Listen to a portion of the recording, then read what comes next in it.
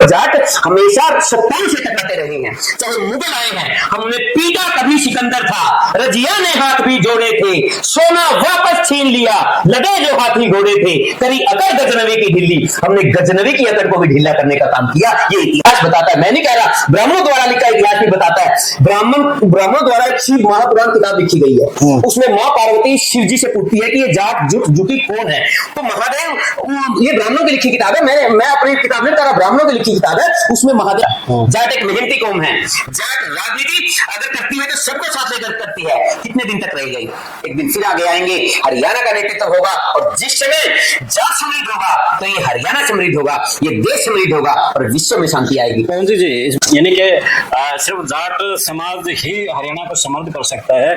OBC SC जो दूसरे वर्ग है, क्या उनमें उस तरह का क्या बोलते हैं कि तजुर्बा नहीं है, या उनके अंदर उस चीज के समर्थन नहीं है? कुल 28% के करीब है हमारी जनसंख्या, प्रदेश में 38% से ऊपर बैठती है।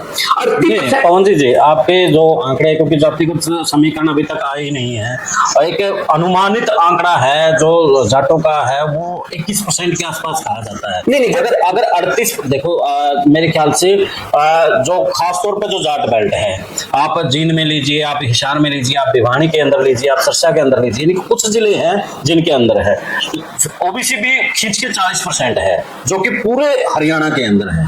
फिर तो इनके जो ओबीसी है और जो जाट है, उनके दोनों के बीच में, इन दोनों का हो गया, दलित की ब्राह्मण है या फिर बनिया है, उनकी तो फिर संख्या ही नहीं है। कहते हैं कि जाट जट जुटी मेरे प्रतिनिधि के तौर पर, मेरे गण के तौर पर पृथ्वी पर निवास करते हैं, ये न्यायप्रिय, शक्तिशाली, प्रचंड वीर्यवान, अत्यंत शक्तिशाली, मेरे भगत, मेरे गण में ये है। ये ब्राह्मण लिखते हैं, जाटों के बारे में ब्राह्मण भी गलत टिप्पणियां करने से घबराते रहे हैं।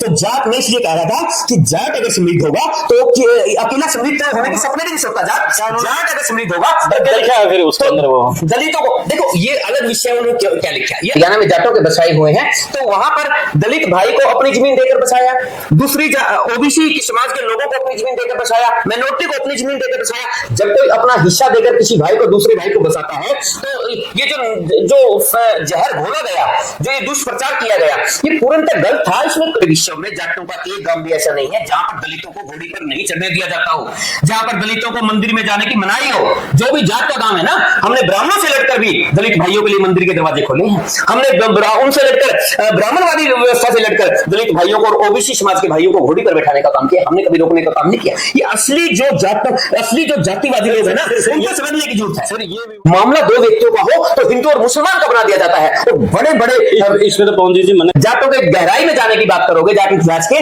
तो आपको पता चलेगा हमारे बुजुर्ग खुद तो भूखा रह जाते थे, लेकिन गांव में कोई दलित का बच्चा भूखा ना रहे, कोई पिछड़े वर्ग का बच्चा भूखा ना रहे, बल्कि बच्चों को कहते थे जय गोली गेट का आ जाए, या तो उनका गेट का उसका खाते का आज रोटी भी खाना पड़े तो गेट का, और मैंने बाबू अपना भी यहाँ पे तो फिर भी ले जाएंगे तो गेट का।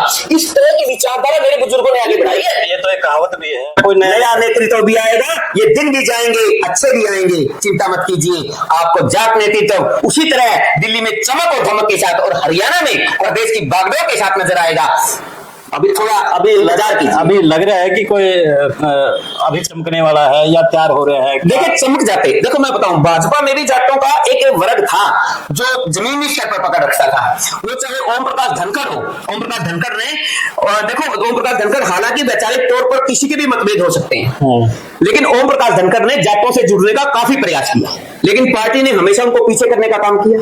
पार्टी ने उनकी दाढ़ी तक रख ली। अगर भाजपा की बात करें तो ओम प्रकाश धनखड़ ने पन्ना प्रमुख सम्मेलन कितने कामयाब किए, जो प्रदेश अध्यक्ष है, भाजपा को कहां से कहां पर लाकर खड़ा कर दिया, लेकिन दाढ़ी तक नहीं मिली, प्रदेश अध्यक्ष पद से भी हटा दिया, और हाशिए ये किसकी चाल थी? ये भी सारा एक प्रोपेगेंडा का हिस्सा ही थी। कैप्टन अभिमन्यु अपनी घमंड, और जाट कभी घमंड को पसंद नहीं करता, जाट अपने व्यक्ति के घमंड को भी पसंद नहीं करता। रात में सरिया निकालने में जाट जितना माहिर है वो कोई हो नहीं सकता। अगर कोई ये कहे कि मैं 12 से 1 बजे तक मिलूंगा, बाकी नहीं मिलूंगा, ये करूंगा वो करूं, तो जाटों ने बड़े बड़े राजाओं की भी मरोड़ को निकालने का